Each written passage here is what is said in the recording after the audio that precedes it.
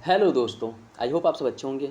साथ ही हम लोग UP PCS previous year questions paper को सॉल्व कर रहे हैं और इस वीडियो में हम लोग 2023 के प्रीवियस ईयर क्वेश्चंस पेपर को सॉल्व करेंगे। तो यदि आप लोग चैनल पर नए हैं तो सब्सक्राइब कर लीजिए और बेल आइकन को प्रेस कर लीजिए, जिससे वीडियो के महत्वपूर्ण नोटिफिकेशन आप लोगों को मिलते रहें।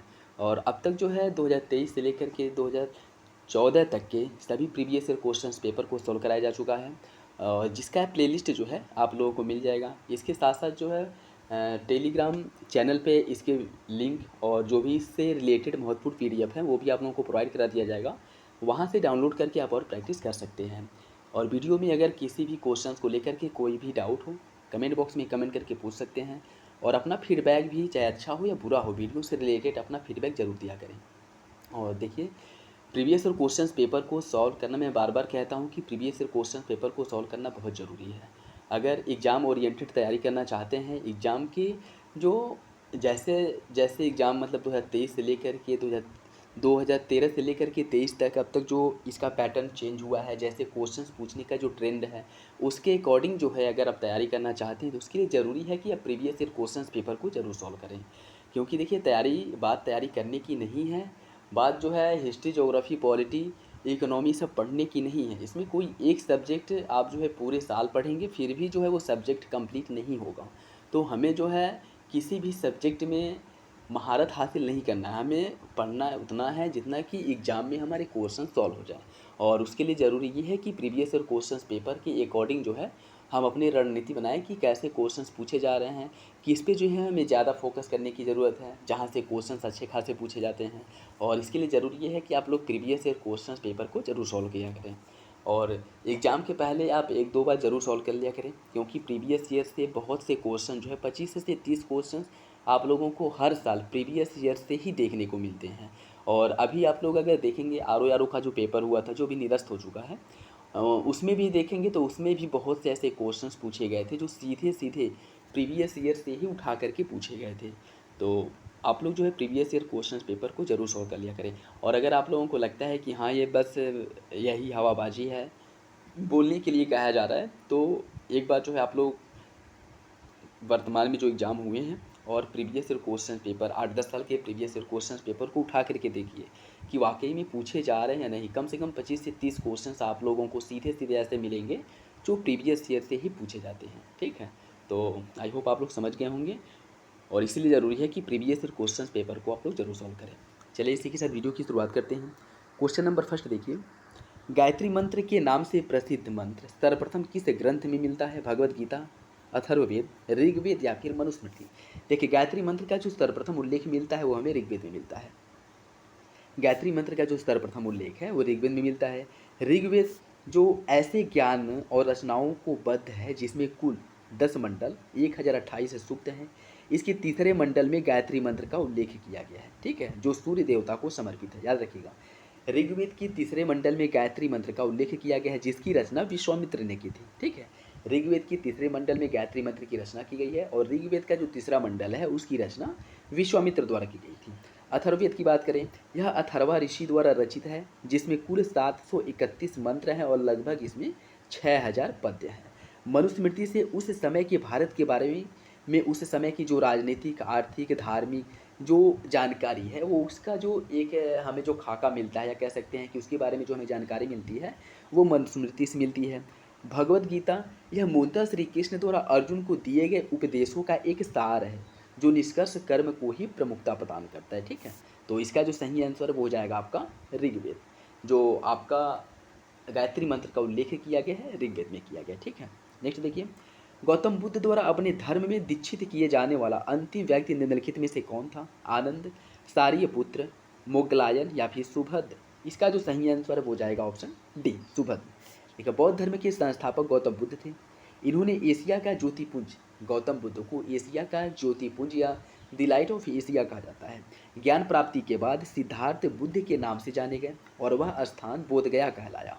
बुद्ध ने अपना जो प्रथम उपदेश दिया था वो सारनाथ के ऋषि पतन्नम में दिया था। इसे मृगदाओ बिन भी कहा जाता है। ठीक है, और इसमें जो है धर्म चक्र प्रवर्तन, जो महात्मा बुद्ध द्वारा पहला प्रवचन या पहला जो कह सकते हैं कि जानकारी दी गई थी, अपना ज्ञान को साझा किया गया था, उसे जो है धर्म चक्र प्रवर्तन के नाम से जाना जाता है। और गौतम बुद्ध द्वारा दीक्षित अंतिम व्यक्ति जो था वह सुभद्र था। ठीक, इसका सही आंसर हो जाएगा ऑप्शन डी। नेक्स्ट देखिए, मौर्य काल में सीता से तात्पर्य था एक देवी, एक धार्मिक संप्रदाय, राजकीय भूमि से प्राप्त आय या फिर भूमि। इसका सही आंसर हो जाएगा ऑप्शन सी। राजकीय भूमि से प्राप्त आय को मौर्य काल में सीता कहा जाता था। ठीक है, राजकीय भूमि की व्यवस्था करने वाला जो प्रधान अधिकारी होता था उसे सीताध्यक्ष कहा जाता था, जो दासों, कर्मकारों, बंदियों की सहायता से खेती कार्य करवाता था। और मौर्य काल में राजकीय भूमि से प्राप्त आय जो हुआ करती थी उसे सीता कहा जाता था। ठीक है, सही आंसर हो जाएगा ऑप्शन सी। फिरोज शाह तुगलक द्वारा स्थापित दारुल सफ़ा क्या था? एक दानशाला, एक खैराती अस्पताल, एक पुस्तकालय या फिर तीर्थयात्रियों के लिए एक अतिथि गृह। इसका सही आंसर हो जाएगा ऑप्शन बी। ऑप्शन बी, यह एक खैराती अस्पताल था। देखिए, सुल्तान फिरोज शाह तुगलक जो था, इसने अनाथ मुस्लिम महिलाओं, विधवाओं और लड़कियों की सहायता के लिए एक नए विभाग दीवाने खैरात की स्थापना की थी और मुफ्त चिकित्सा सुविधा उपलब्ध कराने के लिए दारुल सफ़ा की स्थापना कराई थी। ठीक है, जहाँ पे उस समय उसके साम्राज्य की जो नागरिक थे उनको मुफ्त में जो स्वास्थ्य सुविधाएं हैं वो प्रदान की जाती थी और उसे जो है खैराती अस्पताल या दारुल सफ़ा के नाम से जाना जाता था। ठीक है, दारुल सफ़ा ऑप्शन बी हो जाएगा। उत्तर भारत में चांदी का सिक्का टंका जारी करने वाला प्रथम मध्यकालीन शासक कौन था? इल्तुतमिश रजिया, अलाउद्दीन खिलजी या फिर मोहम्मद बिन तुगलक। इसका सही आंसर हो जाएगा ऑप्शन ए, इल्तुतमिश। इल्तुतमिश द्वारा जो है, देखिए, कुतुबुद्दीन इल्तुतमिश की अगर हम बात करें, यह कुतुबुद्दीन ऐबक कुतुब मीनार का निर्माण का कार्य जो है, देखिए, कुतुब मीनार का जो निर्माण है वह प्रारंभ कराया गया था कुतुबुद्दीन ऐबक द्वारा, लेकिन इसका जो निर्माण जो है पूर्ण कराने का जो दायित्व है वो इल्तुतमिश के पास है। और सर्वप्रथम शुद्ध अरबी सिक्के जारी करने का श्रेय भी इसी को दिया जाता है। इसके द्वारा चांदी का टंका और तांबे का जीतल चलाया गया था। इक्ता प्रणाली का प्रारंभ भी इसी ने किया था। 40 गुलाम सरदारों का जो संगठन है तुर्कान चहलगानी का नाम भी या गठन भी इसी के द्वारा किया गया था। और सर्वप्रथम दिल्ली के अमीरों का जो दमन है इसी ने किया था। इसके साथ साथ जो है इसे दिल्ली का वास्तविक संस्थापक माना जाता है। इसने अपनी राजधानी को लाहौर से दिल्ली हस्तांतरित किया था। इसके पहले जो कुतुबुद्दीन ऐबक था वह लाहौर से शासन करता था। ठीक है, और यह अपने आप को भारत का जो साम्राज्य, भारतीय साम्राज्य का शासक घोषित नहीं किया था, लेकिन इल्तुतमिश जो है इसने राजधानी को लाहौर से दिल्ली हस्तांतरित किया और जो है प्रत्यक्ष रूप से दिल्ली में रह करके इसने शासन किया था। ठीक है, तो ये सभी वक्तव्य जो है इल्तुतमिश के बारे में सही है। निम्नलिखित में से कौन अलवार संत नहीं है? पोएगई, तिरुज्ञान, पूडम या फिर तिरुमंगई। इसका सही आंसर हो जाएगा option B, Tirugnan. Option B. देखिए, 6ठी शताब्दी ईस्वी में भक्ति आंदोलन का जो प्रारंभ है तमिल क्षेत्र से हुआ, जो कर्नाटक और महाराष्ट्र में फैला। भक्ति आंदोलन का जो विकास है 12 अलवार वैष्णव संतों और 63 नैनार शैव संतों ने मिलकर के किया था। और इसमें अगर अलवार संत की बात करें तो पोएगई, पूडम, तिरुमंगई, यह सभी जो है तिरुज्ञान से संबंधित हैं। ठीक है, अर्थात कह सकते हैं कि ये सभी जो है आपके नैनार संत थे। तिरुज्ञान की अगर हम बात करें तो यह जो है नैनार संत थे। ठीक है, तिरुज्ञान यह नैनार संत थे। इसमें क्या पूछा है कि कौन अलवार संत नहीं थे? तो तिरुज्ञान जो है यह नैनार संत थे, जबकि पूडम हो गए और फिर से पोएगई हो गए, तिरुमंगई हो गए, ये सभी जो है अलवार संत थे। सही आंसर हो जाएगा ऑप्शन बी। निम्नलिखित में से कौन एक युग में सही सुमिलित नहीं है? पुनः जजिया लगाना फर्रुखसियर, मसूलीपट्टनम पर अधिकार फोर्ट, सती प्रथा निषेध अधिनियम लॉर्ड विलियम बैटिक और दास्ता का अंत मैलकम। इसमें बताना है कौन सा विकल्प गलत है। इसका सही आंसर हो जाएगा ऑप्शन डी। देखिए, पुनः जजिया लगाने का जो श्रेय फर्रुखसियर को जाता है। मसूलीपट्टनम पर अधिकार फोर्ड ने किया था। सती प्रथा का निषेध जो है लॉर्ड विलियम बैटिक के समय में आया था।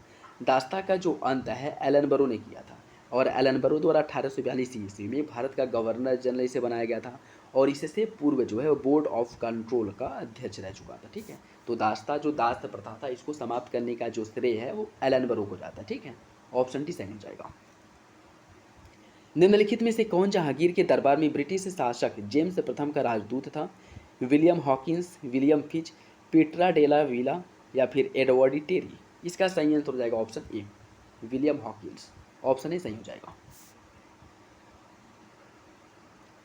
1608 ईस्वी में इंग्लैंड के राजा जेम्स प्रथम के दूत के रूप में कैप्टन हॉकिंस जो है हेक्टर नामक जहाज से भारत आया था। यह जहांगीर से मिला कैप्टन हाकिन्स को जहांगीर ने 400 रुपये का मनसब दिया था। खान की उपाधि प्रदान की थी। टॉमस रो जेम्स प्रथम के दूत के रूप में 1615 ईस्वी में भारत पहुंचा था और टॉमस रो अजमेर में जहांगीर के दरबार में उपस्थित हुआ था। ठीक है, जो कैप्टन हाकिन्स आया था इसे 400 रुपये का मनसब दिया गया था, लेकिन जो उस समय क्या है कि जहांगीर ने इसे फैक्ट्री स्थापित करने की उपाधि नहीं दी। ठीक है, इसे इंग्लिश खा की उपाधि दी थी, 400 रुपये का मनसब दिया था। ठीक, और लेकिन इसे कंपनी स्थापित करने की इजाज़त नहीं दी थी, क्योंकि उस समय के जो जमींदार या फिर से अन्य जो विदेशी कंपनियां थी उन्होंने बहुत ज़्यादा विरोध किया था। इस वजह से इसे कंपनी स्थापित करने की इजाज़त नहीं दी गई थी। ठीक है, तो सही आंसर जो है वो हो जाएगा आपका कैप्टन हॉकिन्स। अकबर की इच्छानुसार किसने रामायण का फारसी भाषा में अनुवाद किया था? अबुल फजल, अब्दुल कादिर बदायूनी, फैजी या फिर अब्दुल रहीम खान ने खाना। इसका सही आंसर हो जाएगा ऑप्शन बी, अब्दुल कादिर बदायूनी। अब्दुल कादिर बदायूनी। देखिए, मुगल सम्राट अकबर ने अनुवाद विभाग की स्थापना कराई थी और इसी के अधीन अनेक हिंदू धर्म ग्रंथों का फारसी भाषा में अनुवाद किया गया था। गणित की पुस्तक लीलावती, इसका फारसी भाषा में अनुवाद फैजी द्वारा किया गया था। अबुल फजल ने पंचतंत्र का फारसी भाषा में अनुवाद किया था। अकबर जो है धार्मिक नीतियों से बहुत ज़्यादा असंतुष्ट रहने वाला अब्दुल कादिर बदायूनी ने रामायण का फारसी भाषा में अनुवाद किया था। ठीक है, जो अकबर की धार्मिक नीति है उससे अब्दुल कादिर बदायूनी बहुत ज़्यादा असंतुष्ट रहता था और अकबर के बहुत से ऐसे धार्मिक नीति थी जिसको लेकर के अब्दुल कादिर बदायूनी ने खुल करके उसका विरोध किया है। ठीक है, लेकिन जो रामायण है इसका फारसी भाषा में अनुवाद करने का श्रेय भी अब्दुल कादिर बदायूनी को ही जाता है। ठीक है, तो सही आंसर हो जाएगा ऑप्शन बी। निम्नलिखित में से किसने जहांगीर के विरुद्ध विद्रोह किया था? आसफ खां, खुर्रम, खुसरो, महाबत खां।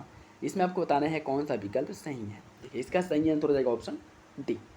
अगर हम बात करें खुर्रम, खुसरो और महाबत खां, इसके द्वारा जो है विरोध किया गया था, ऑप्शन डी सही हो जाएगा।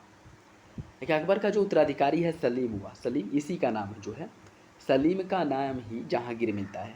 3 नवंबर 1905 ईस्वी को नसीरुद्दीन मोहम्मद जहांगीर बादशाह गाजी के नाम से यह सिंहासन पर बैठता है और इसी के समय में पहला विद्रोह जो है इस प्रकार हुआ था। जैसे खुसरो का जो विद्रोह है 1606 ईस्वी में हुआ था। खुर्रम जो शाहजहाँ था इसने भी विद्रोह किया था 1623 ईस्वी में। महाबत खान ने 1625 से 26 ईस्वी के विद्रोह किया था। ठीक है, तो सही आंसर हो जाएगा ऑप्शन डी। इन तीनों के द्वारा जो है जहांगीर के समय में विद्रोह किया गया था। जलियांवाला बाग हत्याकांड के विरोध में निम्नलिखित में से किसने वायसराय के कार्यकारिणी परिषद से त्यागपत्र दे दिया था? देखिए, ये भी जो है आपका सीधे सीधे जो है क्वेश्चन जो है कट पेस्ट हुआ है। ठीक, रविन्द्रनाथ टैगोर, मदन मोहन मालवीय, सरशंकर नायर या उपरोक्त में से कोई नहीं। इसका जो सही आंसर है वो जाएगा आपका ऑप्शन सी, सरशंकर नायर द्वारा वायसराय की कार्यकारिणी से इस्तीफा दे दिया गया था जलियांवाला बाग हत्याकांड के विरोध में। देखिए, जलियांवाला बाग हत्याकांड जो 1919 में हुआ था इसके विरोध में वायसराय की कार्यकारिणी परिषद से सरशंकर नायर ने इस्तीफा दे दिया था और इसी हत्याकांड के विरोध में महात्मा गांधी ने कैसरे हिंद की उपाधि वापस कर दी। जमनालाल बजाज ने राय बहादुर की उपाधि वापस कर दी थी। रविंद्रनाथ टैगोर ने सर की उपाधि वापस कर दी थी। ठीक है, तो याद रखिएगा, इंपॉर्टेंट है। जैसे जो बार बार पूछे जाते हैं वो तो आपको याद है, लेकिन अन्य जो लोग अपनी उपाधियाँ वापस किए थे उनको भी याद रखिएगा। ठीक है, जैसे इसमें जो है महात्मा गांधी ने कैसरे हिंद की उपाधि वापस की थी, जमनालाल बजाज ने राय बहादुर की और रविंद्रनाथ टैगोर ने सर की उपाधि वापस कर दी थी जलियांवाला बाग हत्याकांड के विरोध में। निम्नलिखित में से किसने सर्वप्रथम भारत के लिए औपनिवेशिक स्वराज्य की मांग की थी? राजगोपालाचारी और सरदार वल्लभ भाई पटेल, पंडित मोतीलाल नेहरू और गोविंद बल्लभ पंत, सर तेज बहादुर सप्रू और M.A. जायकर या फिर जवाहरलाल नेहरू और जगजीवन राम। इसका सही आंसर हो जाएगा ऑप्शन सी, तेज बहादुर सप्रू और M.A. जायकर। देखिए, तेज बहादुर सप्रू और M.R. जायकर ने नेहरू रिपोर्ट के तैयार करने वाली समिति में शामिल थे जिसमें भारत के लिए औपनिवेशिक स्वराज्य की मांग की गई थी। जो नेहरू रिपोर्ट बनाया गया था उसमें जो है M.A. जायकर और तेज बहादुर सप्रू यह लोग भी शामिल थे। ठीक है, तो सही आंसर हो जाएगा ऑप्शन सी और नेहरू रिपोर्ट तैयार करने का जो श्रेय है वो मोतीलाल नेहरू को जाता है। ठीक है, नेक्स्ट देखिए, चंपारण में 3 कठिया प्रथा का तात्पर्य क्या है? 3/20 भूभाग पर नील की खेती करना, 3/19 भूभाग पर नील की खेती, 3/18 भूभाग पर नील की खेती, उपयुक्त में से कोई नहीं। इसका जो सही आंसर हो जाएगा ऑप्शन ए, 3/20 भाग पर नील की खेती करने का जो है एक यह कार्य किया गया था अंग्रेजों द्वारा, जिसमें जो भारतीय किसान होते थे उनके लिए यह बाध्यकारी थी कि वह अपने भूभाग के 3/20वें भूभाग पर नील की खेती अनिवार्य रूप से करें। और उस समय भारत में जो है खाद्यान्न की बहुत ज़्यादा संकट था, मतलब खाद्यान्न संकट अपनी चरम सीमा पे था। भूखमरी जो है अपने चरम पे थी, लेकिन उसके बावजूद भी अंग्रेज जो है नील की खेती करने को बहुत ज़्यादा दबाव डालते थे। ठीक है, तो सही आंसर हो जाएगा आपका ऑप्शन ए।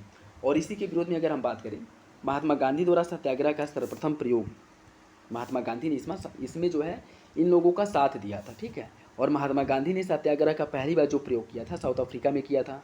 भारत में सत्याग्रह का पहला प्रयोग जो है 1917 में चंपारण बिहार में किया गया था महात्मा गांधी द्वारा, और वो भी नील विद्रोह के विरुद्ध में किया गया था। ठीक है, बिहार के एक किसान नेता राजकुमार जो थे, राजकुमार शुक्ल, इन्होंने महात्मा गांधी को चंपारण आने के लिए आमंत्रित किया था, प्रेरित किया था, कुछ भी कह सकते हैं। ठीक है, और चंपारण विद्रोह के कारण अंग्रेजों को तिनकठिया प्रथा को समाप्त करना पड़ा था। चंपारण में तिनकठिया प्रथा का जो तात्पर्य था 3/20 भूभाग पर नील की खेती करना जो बाध्यकारी था, इसी से संबंधित था। ऑप्शन ए सही हो जाएगा। डेक्कन एजुकेशन सोसाइटी की स्थापना किसके द्वारा की गई थी? जस्टिस रानाडे और फिरोज शाह मेहता, बीजी तिलक या फिर दयानंद सरस्वती। इसका सही आंसर हो जाएगा ऑप्शन सी, बाल गंगाधर तिलक द्वारा डेक्कन एजुकेशन सोसाइटी की स्थापना 1884 ईस्वी में की गई थी। न्यू इंग्लिश स्कूल के प्रारंभ के साथ पुणे में इसकी स्थापना की गई थी, जिसके संस्थापकों की अगर हम बात करें तो बाल गंगाधर तिलक, वीके चिपलुंकर, जी आगरकर, इनके द्वारा मिलकर के इसकी स्थापना की गई थी। महादेव गोविंद रनाडे द्वारा इस सोसाइटी के संस्थापक सदस्य नहीं थे, लेकिन इसके 5 संरक्षकों में से एक थे। याद रखिएगा, जो महादेव गोविंद रनाडे हैं वह इसके संस्थापक सदस्य नहीं थे, लेकिन इसके जो संरक्षक थे उसमें यह शामिल थे। ठीक, ऑप्शन सी सही हो जाएगा।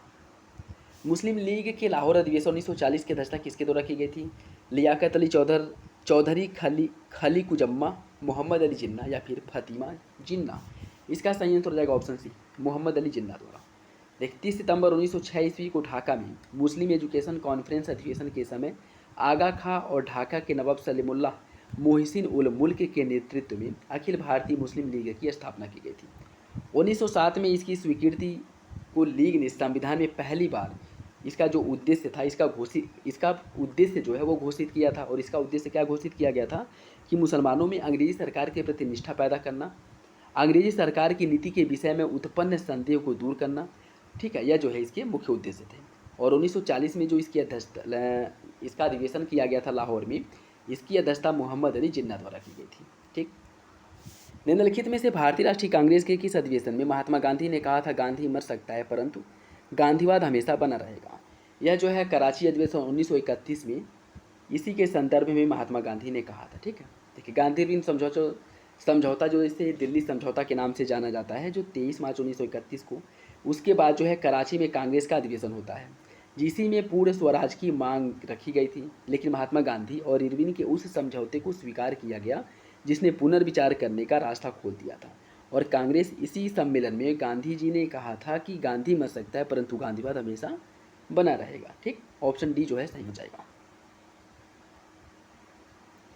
1937 में प्रांतों में मंत्रिमंडल के निर्माण के उपरांत कांग्रेस का शासन कितने महीने तक चला था? 28, 29, 30 या फिर 31?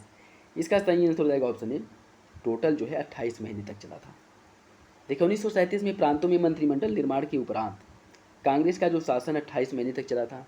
1935 में भारतीय परिषद अधिनियम 1937 में 11 प्रांतों में चुनाव हुए थे, जिसके बाद बम्बई, मद्रास, मध्य प्रांत, बिहार, संयुक्त प्रांत उड़ीसा, कांग्रेस को पूर्ण बहुमत यहाँ पे मिला था। इसके अतिरिक्त जो असम और उत्तरी पश्चिमी प्रांत था, यहाँ पे कांग्रेस ने मिलीजुली सरकार बनाई थी, अर्थात जो है मिल करके सरकार बनाई थी, यानी जो क्षेत्रीय दल थे उनके साथ गठबंधन करके सरकार बनाई थी। ठीक है, कांग्रेस का जो शासन है कुल 28 महीने तक चला था। द्वितीय विश्व युद्ध में भारतीयों से बिना पूछे भारतीयों को उसमें शामिल करने के बाद कांग्रेस मंत्रिमंडल ने इस्तीफा दे दिया था। ठीक, तो सही आंसर जो है हो जाएगा आपका ऑप्शन ए। निम्नलिखित में से किस आंदोलन के साथ अरोड़ा आसफ अली जुड़ी थी? इसका जो सही आंसर है क्या होगा? असहयोग आंदोलन, सविनय अवज्ञा आंदोलन, व्यक्तिगत सत्याग्रह या फिर भारत छोड़ो आंदोलन? इसका सही आंसर हो जाएगा ऑप्शन डी, भारत छोड़ो आंदोलन से। 14 जुलाई 1942 को वर्धा में आयोजित कांग्रेस कार्य समिति की बैठक में भारत छोड़ो आंदोलन पर एक प्रस्ताव पारित किया गया था। भारत छोड़ो आंदोलन 9 अगस्त 1942 को शुरू हुआ। अरोड़ा आसफ अली को भारत छोड़ो आंदोलन के समय मुंबई के ग्वालियर टैंक मैदान पर कांग्रेस का झंडा फहराने के कारण याद किया जाता है। ठीक है, असहयोग आंदोलन 1920 में हुआ था। सविनय अवज्ञा आंदोलन या फिर नमक कानून तोड़ने के लिए जो आंदोलन किया गया था वो हुआ था आपका 1930 में। और व्यक्तिगत सत्याग्रह 1940 में हुआ था, जिसके पहले सत्याग्रही विनोबा भावे और दूसरे सत्याग्रही जो थे वो जवाहरलाल नेहरू थे। माउंटबेटन योजना का आधार क्या था? ब्रिटिश शासन की निरंतरता, सत्ता के हस्तांतरण की योजना, देश का विभाजन या फिर सांप्रदायिक समस्याओं का समाधान। देखिए माउंटबेटन योजना के बाद जो है भारत का विभाजन कर दिया गया भारत और पाकिस्तान के रूप में। ऑप्शन सी हो जाएगा। देखिए 4 जुलाई 1947 को ब्रिटिश संसद में एटई द्वारा भारतीय स्वतंत्रता विधेयक प्रस्तुत किया गया था, जिसे 18 जुलाई को स्वीकृति मिली थी। विधेयक के अनुसार भारत और पाकिस्तान 2 स्वतंत्र राष्ट्रों की घोषणा की गई थी। एटली ने वेवेल के स्थान पर लॉर्ड माउंटबेटन को वायसराय नियुक्त किया था और उन्हें सत्ता के हस्तांतरण के साथ यथासंभव भारत को संयुक्त रखने की विशेष हिदायत दी गई थी। सही आंसर हो जाएगा ऑप्शन सी। किसने कहा था तिलक भारतीय शांति के जनक है? Valentine सिरोल, Louis Fisher, web Miller या फिर लॉर्ड रेरे। इसका सही आंसर हो जाएगा ऑप्शन ए, वी चिरोल या वैलेंटाइन सिरोल। देखिए वी चिरोल ने बाल गंगाधर तिलक को भारतीय शांति का जनक कहा था। तिलक ने चिरोल पर मानहानि का मुकदमा चला और इस उद्देश्य से वह इंग्लैंड भी गए थे। ठीक है, सही आंसर हो जाएगा ऑप्शन ए। 1942 में कांग्रेस के मुंबई अधिवेशन में किसके द्वारा भारत छोड़ो प्रस्ताव प्रस्तावित किया गया था? जवाहरलाल नेहरू, नरेंद्र देव, राजेंद्र प्रसाद या फिर जेबी कृपलानी। इसका सही आंसर हो जाएगा ऑप्शन ए, जवाहरलाल नेहरू द्वारा भारत छोड़ो का जो प्रस्ताव है वो पारित कराया गया था। ऑप्शन ए सही हो जाएगा। देखिए 7 अप्रैल 1942 को कांग्रेस की बैठक मुंबई के ऐतिहासिक ग्वालियर टैंक में हुई थी और इसी बैठक में गांधी जी के भारत छोड़ो के प्रस्ताव को जवाहरलाल नेहरू ने पेश किया था, जिसे 8 अगस्त 1942 को कांग्रेस कार्य समिति ने पारित कर दिया और इसे 9 अगस्त 1942 को भारत छोड़ो आंदोलन शुरू हो गया था। ठीक है, ऑप्शन ए सही हो जाएगा। और इसी आंदोलन में महात्मा गांधी ने करो या मरो का नारा दिया था। इसी में कहा था कि या तो हम भारत को आज़ाद कराएंगे या इसको आज़ाद कराने के क्रम में अपने प्राणों की आहुति दे देंगे। नेक्स्ट देखिए, आज़ाद हिंद फौज के अधिकारियों के लाल किले में चल रहे मुकदमे में उनके पक्ष से निम्नलिखित में से किसने वकालत की थी? चितरंजन दास, मोतीलाल नेहरू, मोहम्मद अली जिन्ना या फिर सर टी.वी. सप्रू। इसका सही आंसर हो जाएगा option D, sir T V. Sapru. Sir T V. Sapru. देखिए आज़ाद हिंद फौज के गिरफ्तार जो अधिकारी थे P K. Sahgal, colonel Gurdayal Dhillon, major Shahnawaz Khan. राजद्रोह का मुकदमा इनके ऊपर चलाया गया था और इसे जो है लाल किला मुकदमा के नाम से जाना जाता है, जो नवंबर 1945 में चलाया गया था। आज़ाद हिंद फौज के अभियुक्तों की तरफ से तेज बहादुर सप्रू हो गए, जवाहरलाल नेहरू, भूला भाई देसाई और के.एन. काटजू, इनके द्वारा इसकी पैरवी की गई थी। ठीक है, तो सही आंसर क्या हो जाएगा?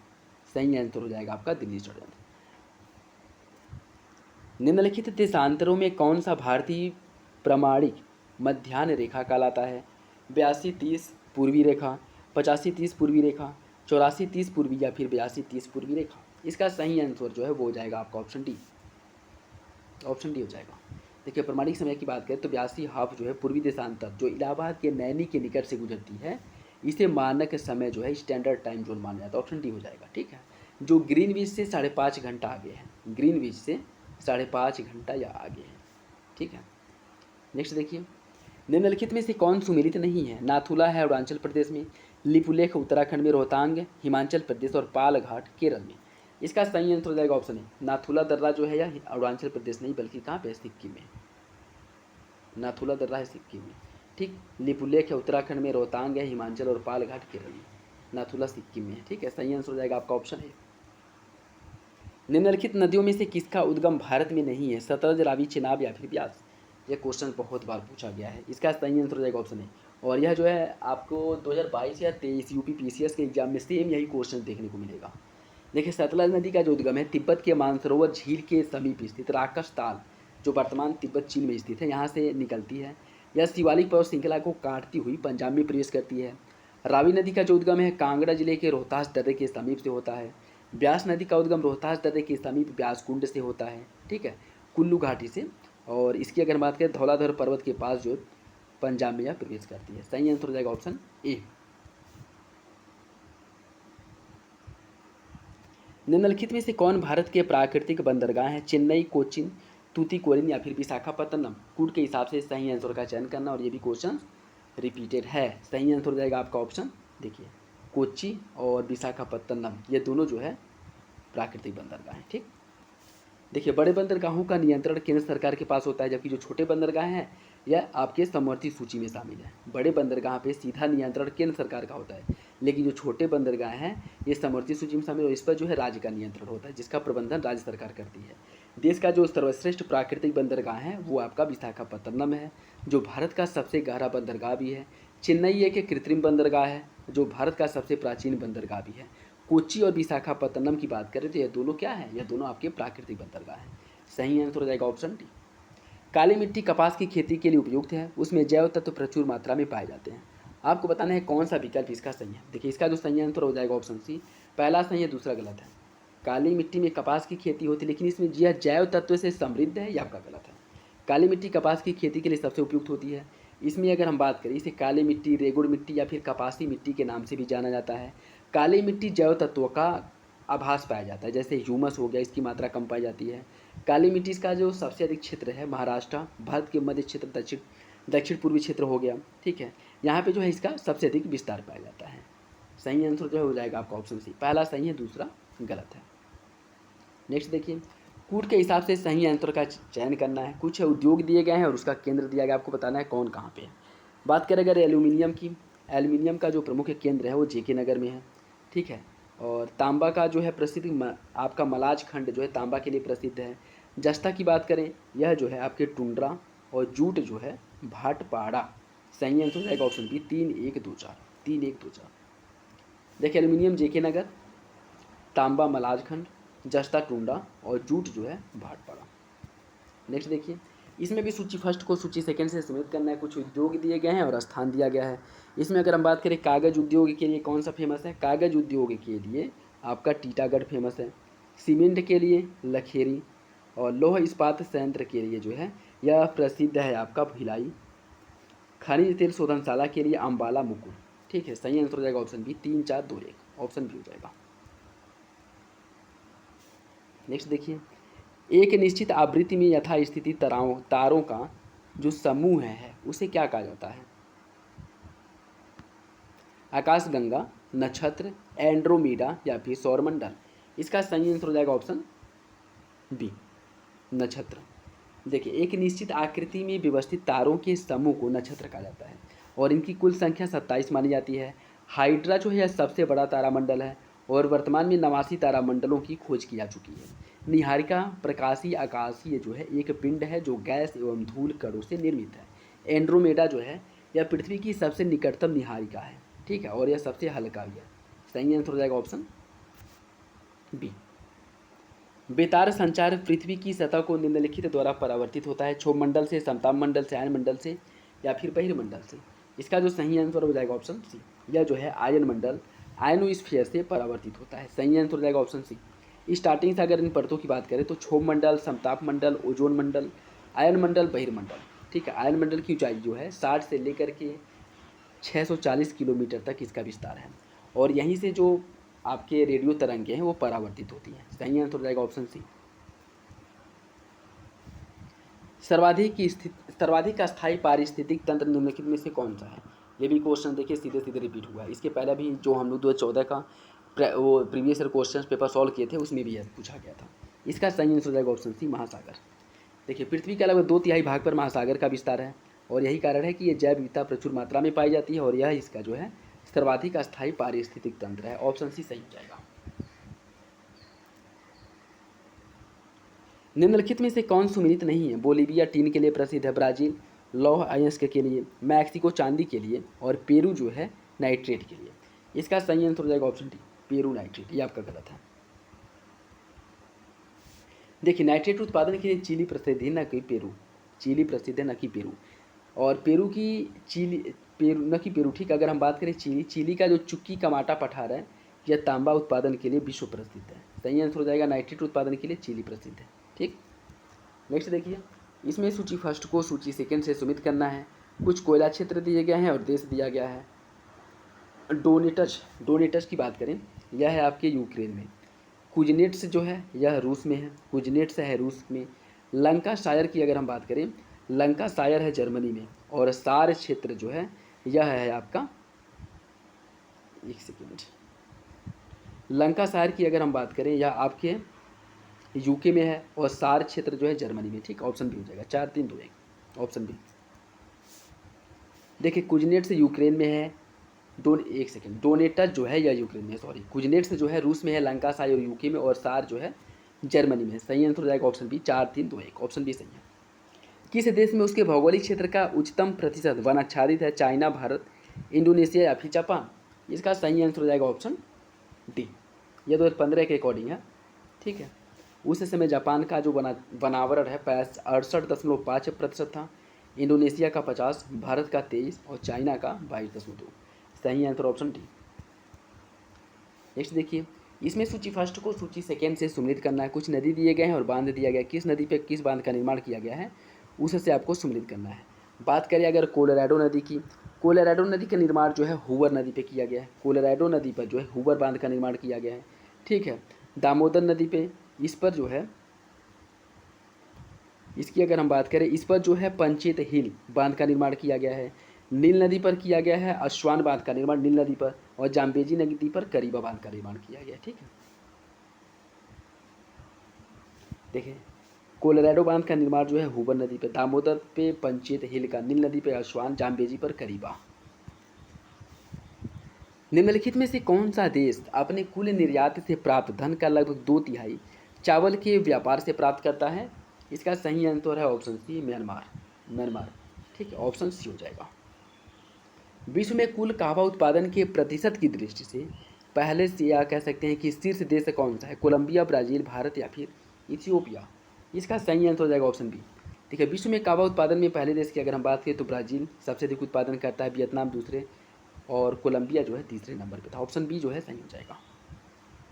निम्नलिखित संघ शासित राज्यों में स्त्री साक्षरता 2011 की जनगणना के अनुसार किसमें उच्चतम है?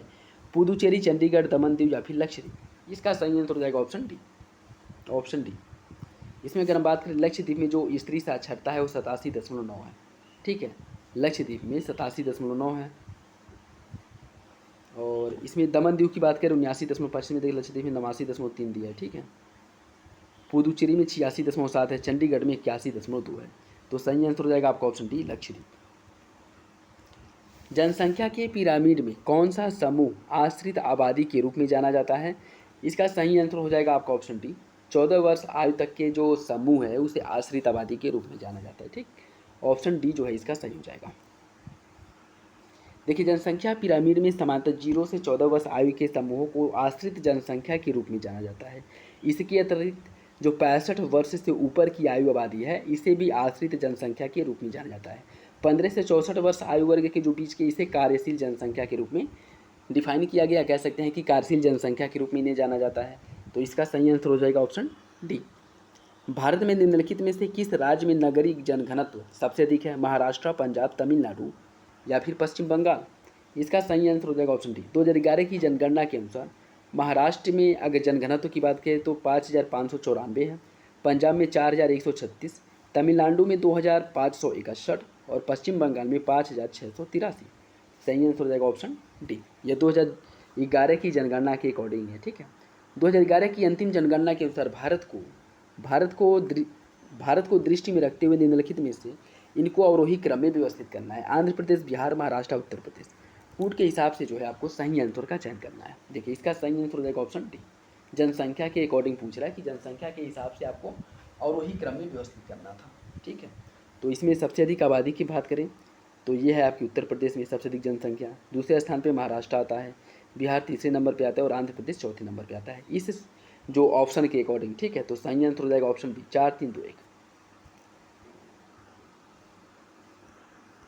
नेक्स्ट देखिए, निम्नलिखित में से कौन एक सही सुमेलित नहीं है? अनुच्छेद 39A सामान्य न्याय एवं निःशुल्क विधिक सहायता, अनुच्छेद 40 ग्राम पंचायतों का गठन, अनुच्छेद 44 समान नागरिक संहिता और अनुच्छेद 48 न्यायपालिका एवं कार्यपालिका का पृथक्करण। देखिए, इसका सही आंसर हो जाएगा ऑप्शन डी। ये भी क्वेश्चन आपका सीधे सीधे पूछा गया है, ठीक है। अगर हम बात करें अनुच्छेद 48 में न्यायपालिका एवं कार्यपालिका का जो पृथक्करण है वो आपको अनुच्छेद 50 में देखने को मिलता है, ठीक है, अनुच्छेद 50 में। और अगर हम 48 की बात करें, कृषि एवं पशुपालन को बढ़ावा देने की बात की गई है अनुच्छेद 48 में, ठीक है। कृषि एवं पशुपालन को बढ़ावा देना, जो दुधारू पशु हैं उनके वध का निषेध, उनकी हत्या को प्रतिबंधित अनुच्छेद 48 में ही किया गया, ठीक। तो अनुच्छेद 48 हो जाएगा, ऑप्शन डी गलत है।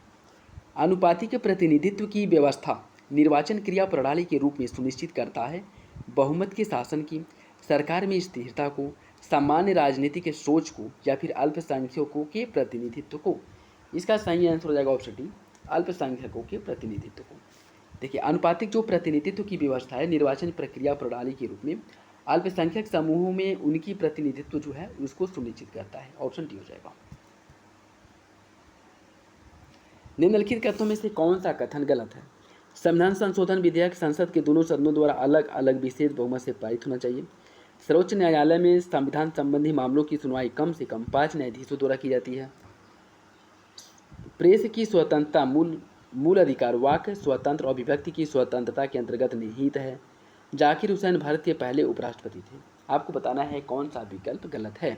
इसका जो सही आंसर हो जाएगा ऑप्शन डी।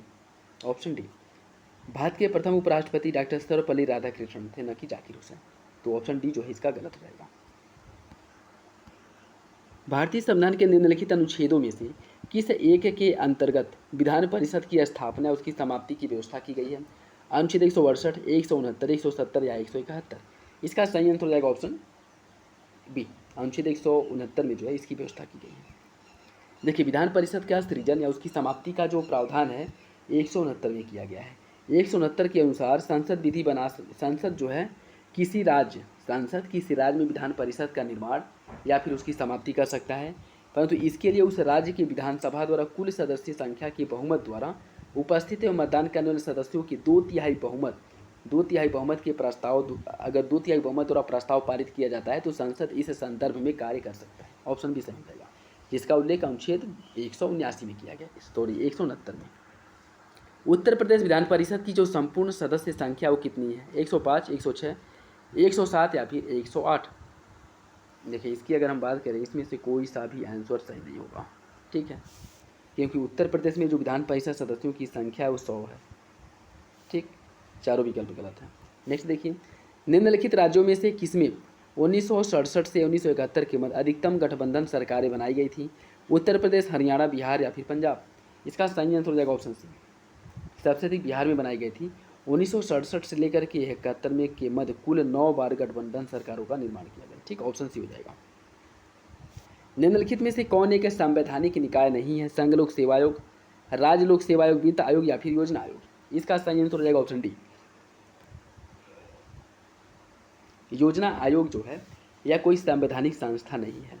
इसे 15 मार्च 1950 को केंद्रीय मंत्रिमंडल द्वारा पारित एक प्रस्ताव के माध्यम से इसकी स्थापना की गई थी, जिसे 2015 में बदल करके नीति आयोग से बदल दिया गया। ठीक है, ऑप्शन डी हो जाएगा। निम्नलिखित में से कौन राज्य सरकार तथा स्थानीय शासन के बीच राजस्व बंटवारे के लिए उत्तरदायी है? इसका सही आंसर हो जाएगा ऑप्शन सी। जो राज्य का वित्त आयोग है इसी के द्वारा जो है ये सारे कार्य किए जाते हैं। देखिए, संविधान में केंद्र और राज्य सरकारों के लिए अलग अलग वित्त आयोग के गठन का प्रावधान किया गया है। अनुच्छेद 280 इसके द्वारा केंद्र के वित्त आयोग के गठन की बात की गई है, जो संघीय स्रोतों से मिले राजस्व को संघ और राज्यों के बीच विभाजित करने के बारे में जो क्या करती है, सलाह देती है। और वहीं अनुच्छेद 243 है ज की अगर हम बात करें तो इसमें राज्य वित्त आयोग का उल्लेख किया गया है, जो राज्य वित्त आयोग स्थानीय निकायों को वित्त आवंटित करने के लिए सुझाव देता है। ठीक है, ऑप्शन सी हो जाएगा। अनुसूचित जाति और अनुसूचित जनजातियों के लिए एक राष्ट्रीय आयोग गठित करने का जो प्रावधान है संविधान के किस अनुच्छेद के अंतर्गत किया गया है? अनुच्छेद 338 और 338 ए, अनुच्छेद 337, अनुच्छेद 334, अनुच्छेद 339? देखिए, इसका जो सही आंसर हो जाएगा आपका ऑप्शन ए, अनुच्छेद 338 और 338 ए।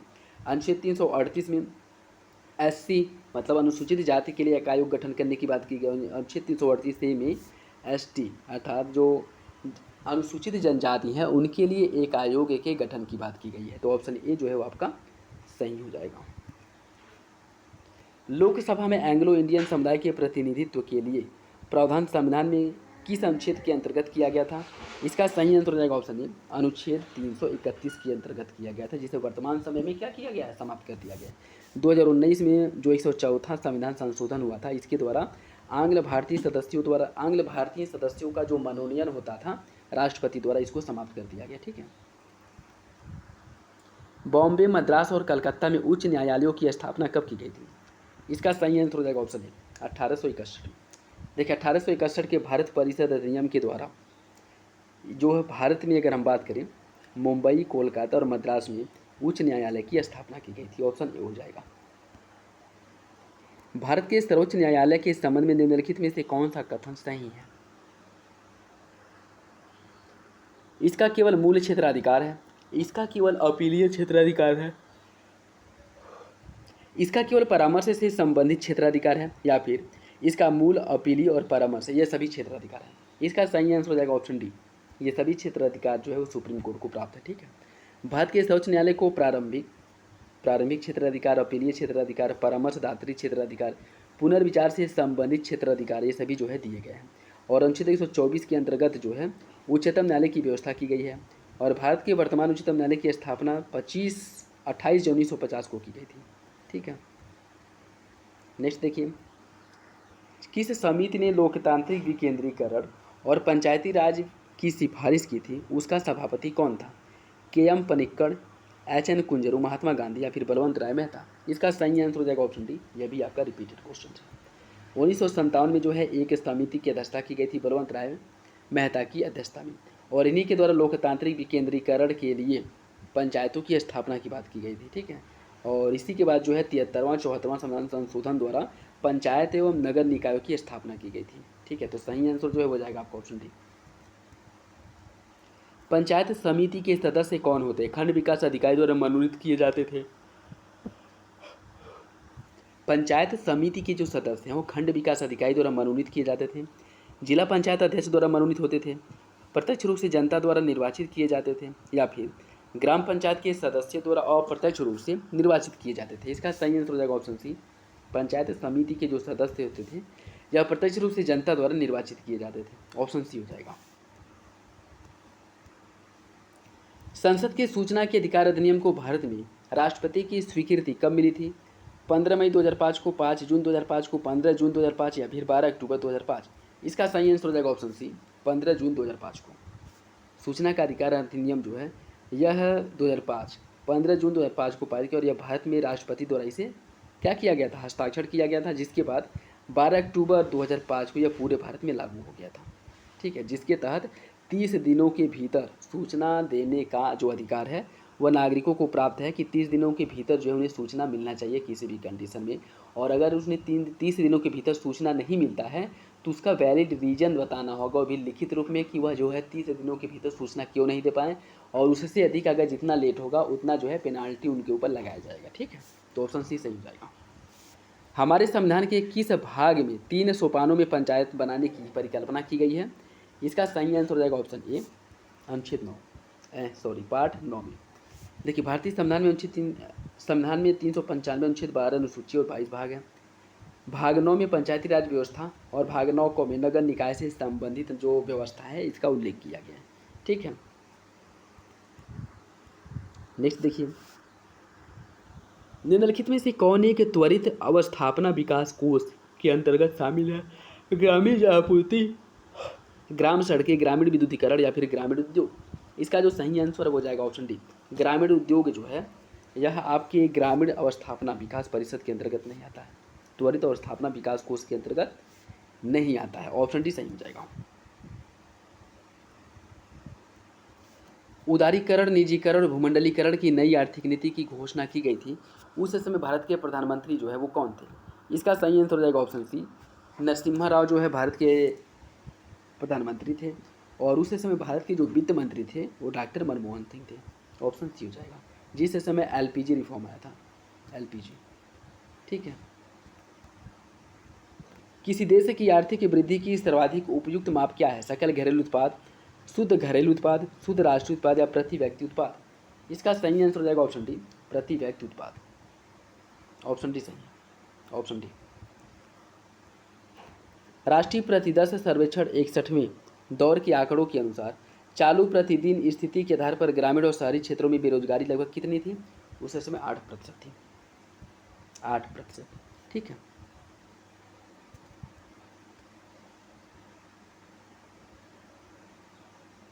प्रधानमंत्री ग्रामोदय योजना का ध्येय क्या है? ग्रामीण आवश्यकताओं की पूर्ति, जैसे कि प्राथमिक शिक्षा, स्वास्थ्य, पेयजल, आवास, ग्रामीण सड़क। देखिए, इसका सही आंसर यही हो जाएगा, प्रधानमंत्री ग्रामोदय योजना का उद्देश्य यही है। ठीक है,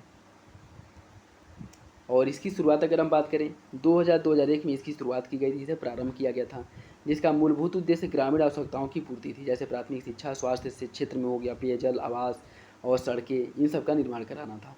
2001-2 में ग्रामीण विद्युतीकरण को भी इसमें शामिल कर दिया गया था। तो ऑप्शन ए जो है वो सही हो जाएगा। स्वाधार योजना क्या है? यह अद्वितीय पहचान के लिए शुरुआत की गई थी। पुरुषों के लिए स्वरोजगार, कठिन परिस्थितियों में महिलाओं के लिए, या फिर वरिष्ठ नागरिकों के लिए। इसका सही आंसर हो जाएगा ऑप्शन सी, कठिन परिस्थितियों में महिलाओं के लिए स्वधार योजना की शुरुआत की गई थी। इंपॉर्टेंट है, यह क्वेश्चन पूछा गया था। ऑप्शन सी हो जाएगा। इको मार्क योजना 1991 में उपभोक्ताओं को ऐसे उत्पादों को खरीदने के लिए प्रोत्साहित करने हेतु प्रारंभ किया गया था जिसका जो पर्यावरणीय प्रभाव है वह कम हानिकारक हो।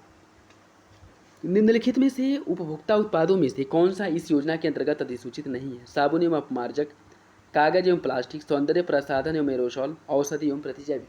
देखिए, औषधि एवं जो प्रतिजैविक है इस पर इको मार्क नहीं होता है। ठीक है, ऑप्शन डी हो जाएगा।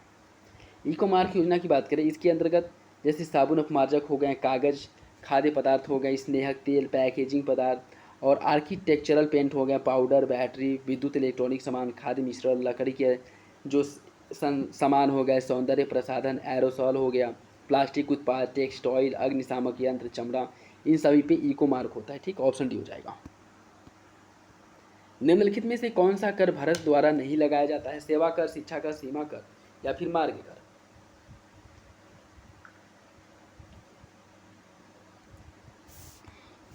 देखिए, इसका जो सही आंसर हो जाएगा ऑप्शन डी, मार्ग कर या फिर टोल टैक्स। भारत सरकार द्वारा आयकर, निगम कर, सीमा शुल्क, उत्पाद शुल्क, सेवा शुल्क लगाया जाता है, जबकि मार्ग कर की बात करें यह राज्य सरकार द्वारा लगाया जाता है। ठीक है, ऑप्शन डी हो जाएगा। National stock exchange of India का प्रवर्तक कौन है? भारतीय स्टेट बैंक, LIC और GIC, IDBI, या उपयुक्त में से सभी। इसका सही आंसर हो जाएगा ऑप्शन डी, उपयुक्त में से सभी। ये भी क्वेश्चन रिपीटेड भी हाल ही में पूछा गया था। ऑप्शन डी सही हो जाएगा। भारत में निम्नलिखित में से कौन एक उत्पाद सामान्यतः निर्यात नहीं किया जाता? गेहूं, चावल, चीनी, या फिर दाल। इसका सही आंसर हो जाएगा ऑप्शन डी, दाल। देखिए, भारत दाल का आयातक है और यह निर्यात नहीं किया जाता है। भारत जो है देश में, भारत जो है पूरे विश्व में दाल का सबसे बड़ा उत्पादक, सबसे बड़ा उपभोक्ता भी है। ठीक है, ऑप्शन डी हो जाएगा। फेमा विदेशी मुद्रा प्रबंधन अधिनियम को अंतिम रूप कब दिया गया था, या कब जो है अंतिम रूप से इसे लागू किया गया था? 1991, 97, 2002 या फिर 2007। इसका सही आंसर हो जाएगा ऑप्शन सी। देखिए, फेरा के स्थान पर फेमा अधिनियम 1999 में पारित हुआ। इसका गठन 2002 में किया गया था, परंतु फेरा के कुछ मामले लंबित रहने के कारण फेमा को अंतिम रूप से 2002 ईस्वी में लागू किया गया था। ठीक है, तो सही आंसर हो जाएगा ऑप्शन सी। और इसका उद्देश्य क्या था? इसका उद्देश्य था भारत में विदेशी मुद्रा के सुव्यवस्थित विकास और उसकी स्थिरता का संवर्धन करना। ऑप्शन सी हो जाएगा।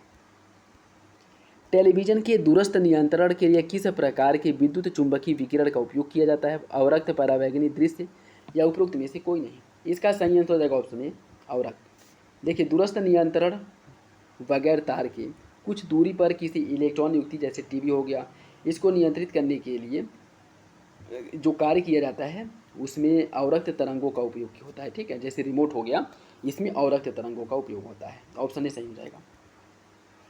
पीने के पानी को शुद्ध करने के लिए निम्नलिखित में से किस गैस का प्रयोग किया जाता है? सल्फर डाइऑक्साइड, क्लोरीन, फ्लोरीन, या फिर कार्बन डाइऑक्साइड। इसका सही आंसर हो जाएगा ऑप्शन बी, क्लोरीन का उपयोग किया जाता है पानी को शुद्ध करने के लिए। ऑप्शन बी सही हो जाएगा। नेक्स्ट देखिए, ईरो 2 मानकों को पूरा करने के लिए अति अल्प सल्फर डीजल में सल्फर की मात्रा कितनी होनी चाहिए? इसमें सल्फर की मात्रा 0.05% या फिर उससे कम होनी चाहिए। ऑप्शन ए सही हो जाएगा। सूर्य के प्रकाश के अदृश्य भाग से प्रकाश संश्लेषण किया जाता है वृक्षों द्वारा, कवक द्वारा, बैक्टीरिया द्वारा, या फिर फफूंद द्वारा। इसका सही आंसर हो जाएगा ऑप्शन सी, बैक्टीरिया द्वारा। देखिए, समुद्र की सतह से 400 से 8000 फीट के नीचे पाए जाने वाले जीवाणु बैक्टीरिया अवरक्त विकिरण के प्रयोग द्वारा प्रकाश संश्लेषण करते हैं। ऑप्शन सी सही है। एक दंत चिकित्सक द्वारा रोगी के दांतों की जांच के लिए प्रयुक्त दर्पण, जो दर्पण का उपयोग किया जाता है वो कौन सा दर्पण होता है? अवतल दर्पण। ठीक है, अवतल दर्पण। ऑप्शन ए सही हो जाएगा। प्रोटीन की प्रचुरता वाले खाद्य पदार्थों में उपस्थित एमिनो अम्ल टायरोसिन के बारे में निम्नलिखित में से कौन सा कथन सही नहीं है? यह ऊर्जा के स्तर को बढ़ाने में सहायता कर सकता है, यह भावात्मक और पर्यावरणीय दबाव का सामना कर सकता है, यह उदासी से लड़ सकता है, या फिर यह बुढ़ापे के लिए उत्तरदायी मुक्त मूलकों के विरुद्ध रक्षा करता है। इसका सही आंसर हो जाएगा ऑप्शन डी, यह आपका गलत है। देखिए, टायरोसिन एक गैर आवश्यक एमिनो अम्ल है जो शरीर में उपस्थित अन्य अमीनो अम्लों जैसे फेनिल एलिन हो गया, डोपामाइन हो गया और ये आपका एड्रेनलिन हो गया, ठीक है। इसे जैसे मस्तिष्क रसायनों को न्यूरोट्रांसमीटर्स का निर्माण करता है और यह स्नायु कोशिकाओं का संप्रेषण करता है तथा भावात्मक और पर्यावरणीय दबाव का सामना करने में सहायता करता है। ऑप्शन डी हो जाएगा। निम्नलिखित रोगों में से कौन टाइगर मच्छर द्वारा संचालित नहीं होता है? पित्त ज्वर, डेंगू, चिकनगुनिया या फिर जापानी एंसेफेलाइटिस। इसका सही आंसर हो जाएगा ऑप्शन डी, जापानी एंसेफेलाइटिस। जापानी एंसेफेलाइटिस की बात करें, देखिए टाइगर मच्छर द्वारा एंडीज एल्बोपिक्टस, स्टेगोमिया एल्बोपिक्टस सफ़ेद पट्टियों वाला काले रंग का मच्छर है जो yellow fever, dengue fever, chikungunya आदि बीमारी को फैलाता है। ऑप्शन डी हो जाएगा। निम्नलिखित में से कौन सा वायु प्रदूषण का एक जैव सूचक है? इसका सही आंसर हो जाएगा ऑप्शन बी। ये भी क्वेश्चन सीधे सीधे पूछा गया है, ऑप्शन बी हो जाएगा, लाइकेन। बच्चों में प्रोटीन की न्यूनता के कारण कौन सा रोग उत्पन्न होता है? मैरास्मस, पेलाग्रा, बेरी या फिर रिकेट्स। इसका जो सही आंसर है वो जाएगा ऑप्शन ए। बच्चों में प्रोटीन की कमी से मैरास्मस रोग होता है, ठीक है, मैरास्मस। देखिए विटामिन B3 की कमी से पेलाग्रा, B1 की कमी से बेरी और डी की कमी से रिकेट्स। ऑप्शन ए इसका सही हो जाएगा। निम्नलिखित वायु प्रदूषकों में से कौन रक्त धारा को दुष्प्रभावित कर मौत उत्पन्न करता है? एस्बेस्टॉस, धूल, कैडमियम, लेड या फिर कार्बन मोनोऑक्साइड। इसका सही आंसर हो जाएगा option D, carbon monoxide. Option D सही है, ऑप्शन डी हो जाएगा। प्रशीतन खाद्य परीक्षण में मदद करता है, जीवाणुओं को मार करके, जैव रासायनिक अभिक्रियाओं की दर को कम करके, एंजाइम क्रिया को नष्ट करके या फिर खाद्य पदार्थों को बर्फ की परत से ढक करके।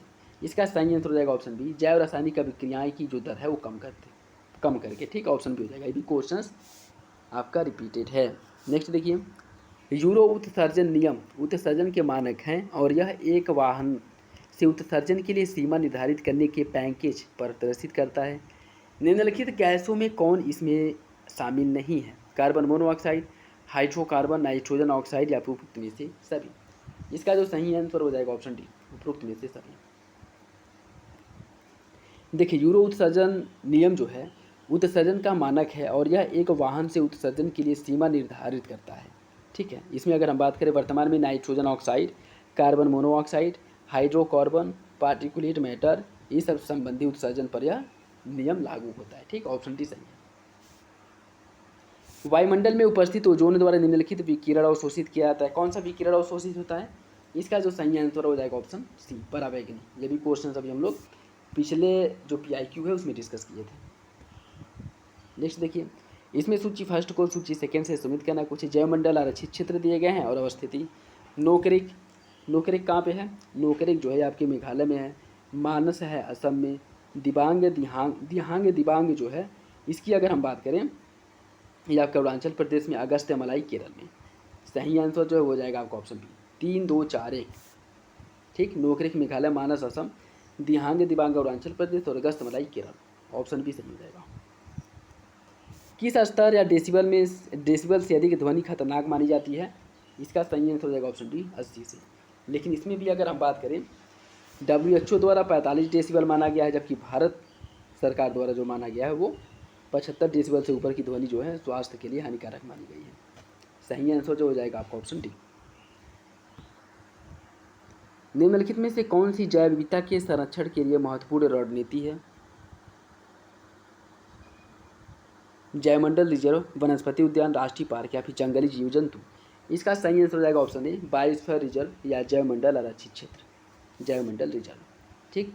देखिए जैव विविधता एक प्राकृतिक प्रक्रिया है जो कुछ विशेषताओं पर निर्भर करती है, जैसे अनुवांशिक विभिन्नता हो गया, प्रजाति विभिन्नता हो गया, कालिक विभिन्नता, पारिस्थितिक तंत्र विभिन्नता। जैव विविधता के संरक्षण के लिए महत्वपूर्ण रणनीतियाँ जैवमंडल रिजर्व है, ठीक है, ऑप्शन ए हो जाएगा। पारिस्थितिक तंत्र के जैविक घटकों में कौन उत्पादक घटक है? गाय, मोर, बाघ या फिर हरे पौधे। इसका सही आंसर हो जाएगा ऑप्शन डी, हरे पौधे। ऑप्शन डी जो है वो सही हो जाएगा, ठीक है। देखिए जर्मन वैज्ञानिक हैकेल द्वारा सर्वप्रथम 1896 में पारिस्थितिक शब्द का प्रयोग किया गया था, ठीक है, तो ऑप्शन डी इसका सही हो जाएगा। मरुस्थल शाश्वत ऊर्जा प्रदान के प्रभावकारी स्रोत हो सकते हैं। जितनी ऊर्जा मानव जाति एक वर्ष में उपभोग करती है उससे अधिक ऊर्जा मरुस्थल 6 घंटे में सूर्य से प्राप्त कर लेते हैं। आपको बताना है कौन सा विकल्प इसका सही है। देखिए इसका जो सही आंसर हो जाएगा आपका ऑप्शन ए, दोनों विकल्प सही हैं और आर एक ही सही व्याख्या करता है। निम्नलिखित में से कौन सा गैस समूह ग्रीन हाउस प्रभाव में योगदान देता है? Ammonia, ozone, carbon monoxide, sulphur dioxide, carbon tetrafluoride, nitrous oxide या फिर कार्बन डाइऑक्साइड मीथेन। इसका सही आंसर हो जाएगा option D, carbon dioxide methane. Option D सही है। जिसमें इसमें अगर हम बात करें, सबसे अधिक जलवाष्प 36 से 70%, कार्बन डाइऑक्साइड 9 से 26, मीथेन 4 से 9 और नाइट्रस ऑक्साइड 3 से 7। जलवायु परिवर्तन का कारण क्या है? ग्रीन हाउस गैस, ओजोन परत का क्षरण, प्रदूषण या उपरोक्त में से सभी। इसका सही आंसर हो जाएगा ऑप्शन डी, उपरोक्त में से सभी। निम्नलिखित में से कौन पदार्थ सर्वाधिक तापन उत्पन्न करने में योगदान नहीं देता है? सल्फर तथा नाइट्रोजन के ऑक्साइड, मीथेन, कार्बन डाइऑक्साइड, जलवाष्प। इसका सही आंसर हो जाएगा ऑप्शन ए, सल्फर तथा नाइट्रोजन के ऑक्साइड। ये भी जो है रिपीटेड क्वेश्चन है, ऑप्शन ए सही हो जाएगा। देखिए, ग्रीन हाउस गैसों के प्रभाव में जो सबसे अधिक योगदान देता है, जलवाष्प देता है। ठीक है, लगभग 36 से 70%। कार्बन डाइऑक्साइड इस मामले में दूसरे नंबर पर है। निम्नलिखित में से कौन सी एजेंडा 21 की सही परिभाषा है? यह मानवाधिकारों की रक्षा के लिए संयुक्त राष्ट्र संघ यूएनओ की एक कार्य योजना है। यह नाभिकीय निशस्त्रीकरण पर 21 अध्यायों की पुस्तक है। यह 21वीं सदी में विश्व पर्यावरण संरक्षण हेतु एक कार्य है, या फिर यह दक्षिण एशिया क्षेत्रीय सहयोग संघ सार्क की आगामी बैठक में अध्यक्ष का चुनाव का एजेंडा है। इसका सही आंसर हो जाएगा ऑप्शन सी, यह 21वीं सदी में विश्व पर्यावरण संरक्षण के लिए किए जाने वाले कार्य है। ठीक, ऑप्शन सी हो जाएगा, जिसे 1992 में रियो डी जेनेरियो में अपनाया गया था। ठीक है, देखिए, इस कार्य योजना को 1992 में रियो डी जेनेरियो में संपन्न पर्यावरण विकास संयुक्त सम्मेलन में प्रारंभ किया गया था या फिर अपनाया गया था।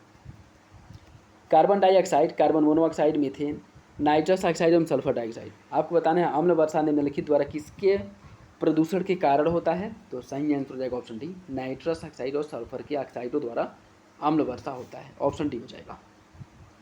निम्नलिखित युग्मों में से कौन सा सही सुमेलित नहीं है? Biosphere reserve, Edward Suess, ecosystem, A P D Candolle, ecology A G Tansley और जैव विविधता रिटर। आपका बताना है कौन विकल्प जो है इसमें से सही सुमेलित है। इसका जो सही आंसर हो जाएगा option A, biosphere reserve, Edward Suess. Option A सही है। देखिए, biosphere reserve Edward Suess, ecosystem A G Tansley, ecology Ernst Haeckel और जैव विविधता रेमंड एफ दासमैन। नेक्स्ट देखिए, निम्नलिखित आर्द्र क्षेत्रों में किन्हें रामसर का दर्जा प्राप्त है? चिल्का झील, लोकटक झील, केवलादेव या फिर वूलर। कूट के हिसाब से सही आंसर का चयन करना है। देखिए, इसका जो सही आंसर हो जाएगा ऑप्शन डी, सभी जो है रामसर स्थल में शामिल है। ठीक है, सभी रामसर स्थल में शामिल है। और इसमें जो है अगर हम बात करें तो चिल्का झील भी है, लोकटक भी है, केवलादेव पक्षी विहार भी है, वूलर झील भी है। ठीक है, और अन्य की अगर हम बात करें तो 2020 में इसे में जो है लद्दाख के 2 झील, सतात पूक सोब जो मीठे पानी की झील है और सोकर जो खारे पानी की झील है, इसे भी शामिल किया गया। ठीक है, दोनों को। उत्तर प्रदेश में एक बब्बर शेर सफारी कहाँ पे स्थापित की जा रही है? बलरामपुर, इटावा, महाराजगंज या फिर पीलीभीत। इसका सही आंसर ऑप्शन बी, अभी वर्तमान समय तो स्थापित हो चुका है। ठीक, ऑप्शन बी सही हो जाएगा। उत्तर प्रदेश में ITCT की स्थापना की जा रहा है कहाँ पे? इलाहाबाद, कानपुर, लखनऊ या फिर वाराणसी। इसका सही आंसर ऑप्शन सी, लखनऊ में ITCT का निर्माण किया जा रहा है। ऑप्शन सी सही हो जाएगा। ये करंट है, छोड़ दीजिए, छोड़िए। नेक्स्ट देखिए, इसमें कुछ स्थान दिए गए और उद्योग दिए गए, इन्हें आपको सम्मिलित करना है। इसमें अगर हम बात करें, चूर्क जो है सीमेंट के लिए प्रसिद्ध है, फिरोजाबाद चूड़ियों के लिए, अलीगढ़ जो है ताला के लिए, मेरठ जो है खेल के सामान के लिए। 3 4 1 2, 3 4 1 2। ठीक, चूर्क सीमेंट, फिरोजाबाद चूड़ी, अलीगढ़ ताला, मेरठ खेल का सामान। राष्ट्रीय राजमार्ग विकास परियोजना के उत्तर, दक्षिण तथा पूर्व पश्चिम गलियारे कहाँ पे मिलते हैं? कानपुर में, झांसी में, लखनऊ में या फिर वाराणसी में। इसका सही आंसर हो जाएगा ऑप्शन बी, झांसी में। ऑप्शन बी सही। यहाँ से करंट के क्वेश्चन शुरू हैं तो इसे हम लोग स्किप करेंगे।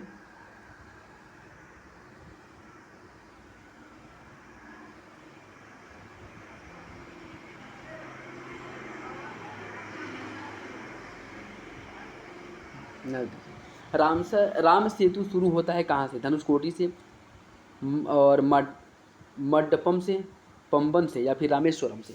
इसका सही आंसर हो जाएगा ऑप्शन है, राम सेतु जो है धनुषकोटी से शुरू होता है। राम सेतु भारत के पंबन द्वीप के अंतिम छोर धनुषकोटी से प्रारंभ होकर श्रीलंका के मन्नार द्वीप तक जो है एक श्रृंखला उथले जलीय रूप में आपको देखी जाती है। ऑप्शन ए सही हो जाएगा। निम्नलिखित देशों को उनके नाभिकीय शक्ति संयंत्रों की संख्या के आरोही क्रम में व्यवस्थित कीजिए और सही उत्तर का चयन कीजिए। फ्रांस, जापान, रूस और यूएसए। इसमें अगर हम बात करें तो अभी वर्तमान में चेंज हो चुका है, ठीक है। अमेरिका के पास 93, उस समय अभी इसका कोई मतलब नहीं है, ठीक। अभी भारत के पास जो न्यूक्लियर वार हेड हैं उनकी संख्या पाकिस्तान से अधिक हो गई है और भारत जो इस मामले में पाकिस्तान से ऊपर आ चुका है, ठीक है। नेक्स्ट देखिए, पूर्व सीबीआई निदेशक अश्विनी कुमार हाल ही में राज्यपाल बन छोड़ में विलुप्त होने वाली प्रजाति की सूचीबद्ध होती है। विलुप्त होने वाली प्रजातियों की सूचीबद्धता होती है डेड स्टॉक बुक में, रेड डाटा बुक में, लाइव स्टॉक बुक में या फिर में से कोई नहीं। इसका सही आंसर हो जाएगा option B, red data book में जो है इसे शामिल किया जाता है, ठीक है। नेक्स्ट देखिए, चीनी लेखक भारत का उल्लेख किस नाम से करता है? फो क्यूकी, इनतू, सियुकी या फिर सीकिया पोनो। इसका सही आंसर हो जाएगा ऑप्शन बी, इनतू के नाम से भारत का उल्लेख करता है। देखिए, प्राचीन भारत में फायान हो गया, वेनसांग, ईदसिंग, ये सभी चीन यात्री थे जो भारत में आए थे, ठीक है। और भारत आए इन चीनी लेखकों ने अपने लेखकों में भारतीय क्षेत्र को इनतू शब्द से संबोधित किया था, ठीक है। और वेनसांग को यात्रियों का राजकुमार भी कहा जाता है, ठीक है। याद रखिएगा, ये कुछ महत्वपूर्ण फैक्ट है। शिव की दक्षिणामूर्ति प्रतिमा उन्हें किस रूप में प्रदर्शित करती है? शिक्षक, नृत्य करते हुए, विश्राम करते हुए या फिर ध्यान मुद्रा। इसका सही आंसर हो जाएगा ऑप्शन ए, शिव की जो दक्षिणामूर्ति है यह इन्हें शिक्षक के रूप में प्रदर्शित करती है। ऑप्शन सही है। नेक्स्ट देखिए, इसमें नीचे कोड दिए गए हैं और उसके हिसाब से आपको सूची फर्स्ट को सूची सेकंड से सम्मिलित करना है। सूची फर्स्ट को सूची सेकंड से सम्मिलित करना है। लेडी कैथरीन मेयो इनके द्वारा जो है मदर इंडिया की रचना की गई थी, ठीक है। और लॉरी कॉलिंस एंड डोमिनिक लॉपिएरे इनके द्वारा freedom eight midnight. Ram Manohar Lohia इनके द्वारा जो है कि guilty man of India's partition की रचना राम मनोहर लोहिया ने की थी। जवाहरलाल नेहरू ने डिस्कवरी ऑफ इंडिया की। ऑप्शन है 2, 1, 4, 3। किस राज्य का सचिवालय भवन राइटर्स बिल्डिंग के नाम से जाना जाता है? असम, पश्चिम बंगाल, महाराष्ट्र या फिर कर्नाटक। इसका सही आंसर हो जाएगा ऑप्शन बी, पश्चिम बंगाल का। ऑप्शन बी सही है। उत्तर प्रदेश जमींदारी उन्मूलन और भूमि सुधार अधिनियम 1950 अंतर्निहित है 5वीं अनुसूची में, 7वीं, 9वीं या फिर 11वीं। इसका सही आंसर हो जाएगा ऑप्शन सी, 9वीं अनुसूची में, 9वीं में। देखिए, इसकी अगर हम बात करें, 9वीं अनुसूची के 11वें बिंदु पर उत्तर प्रदेश जमींदारी उन्मूलन और भूमि सुधार अधिनियम 1950 जो है पारित हुआ था। ऑप्शन सी सही है।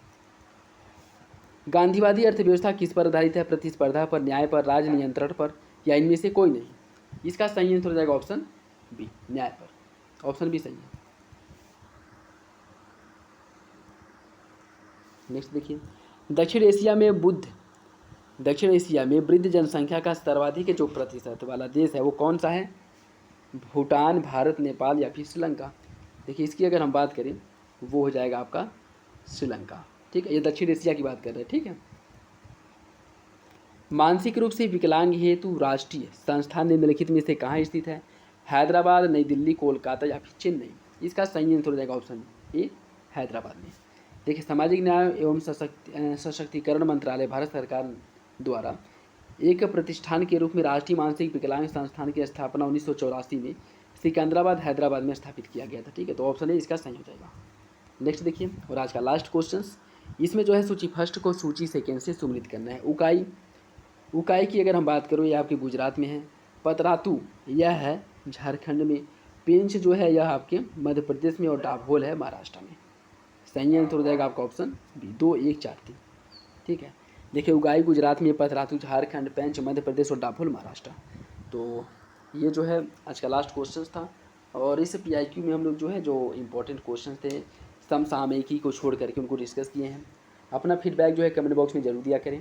और क्वेश्चंस कैसे पूछे गए थे या फिर क्वेश्चंस आप लोगों को कैसे लगे कमेंट बॉक्स में बताइएगा। कोई कन्फ्यूजन हो तो भी कमेंट बॉक्स में कमेंट करके पूछ सकते हैं। और इन सब का PDF जो है कंबाइंड रूप से आप लोगों को टेलीग्राम चैनल पे प्रोवाइड करा दिया जाएगा। वहाँ से आप लोग डाउनलोड करके और प्रैक्टिस कर सकते हैं। तो चलिए, मिलते हैं अगले वीडियो में। तब तक के लिए धन्यवाद।